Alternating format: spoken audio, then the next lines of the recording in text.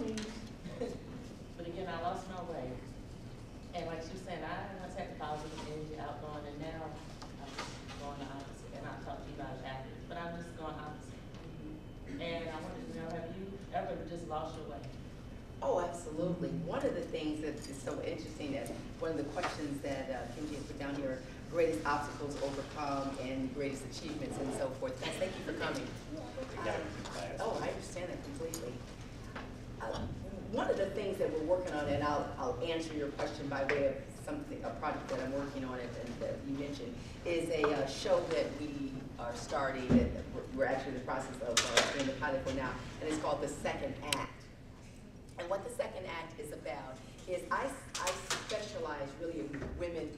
No longer do we call it, and I would tell them, no longer do we call it baby boomers. We call them women in the second act. I remember once I was teasing my parents, and I said something like, "Oh, you old people are so funny." And they said, "Old people? What are you talking about?" I said, "We are proud senior citizens, and we would appreciate if you would call us senior citizens and not old people." I said, "Okay, I'm sorry. Senior citizens. All right, you're sensitive to that." Well, see, I didn't become sensitive to that until one day, and I will be 53 this year. So 40 is young. Okay, so I was at the doctor, and I was only 41 or 2. And the doctor was talking to me. He said something like, "Well, middle-aged women like yourself need to." And I was like, you can't be possibly talking to me. Wait a minute, middle-aged? I'm only 41 years old. Now I guess I'm really middle-aged at almost 53. And so part of what I do that I find so exciting is that I love to work with women in what we call the second act. You're talking about your next act, your second act, women over 40. And it's because someone told me once that we live so much longer now that we can have all kinds of acts and careers.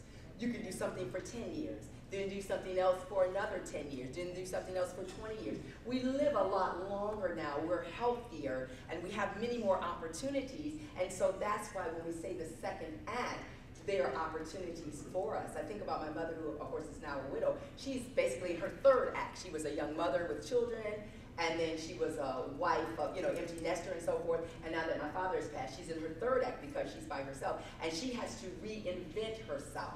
And that is something that's so important for all of us, no matter what age we're in, but especially women in the second act. We get to a point that we have to reinvent them ourselves. We have to say, okay, this is what I did now and before, but I'm not who I used to be. I'm at a new phase of life, and I have something called the Declaration of Reinvention that I came up with myself, almost like the Declaration of Independence. Our forefathers did this and this, but my declaration of one of my things, and I just list things, and I said that one of my declarations is that just because I am an empty nester, since my kids are all gone, and that had just happened last June, empty nester, I will not, something like, just because I'm an empty nester, I will not feel that I am lonely and alone, or something like that, that I can find things to do and still feel vibrant and necessary and motivated and so forth. And I think that everybody needs to do that. We need to reevaluate. I remember I heard Maria Shriver said once that we always ask ourselves when we're little, we ask little kids, well, what do you want to do when you grow up? Who do you want to be when you grow up? She said that everybody should ask themselves that periodically.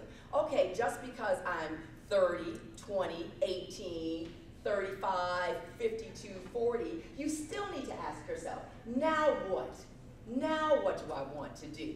I've done that, I loved it, it was wonderful, but that's not all there is to me as a person. There's so much more that I have to offer. There's so many more talents, gifts, skills that I have that I can give away. Remember I said we give these talents away, that I can help enrich and enlighten someone else and help them move to the next level. This production has been brought to you by Image Entertainment in partnership with New Journal and Guide. Subscribe today.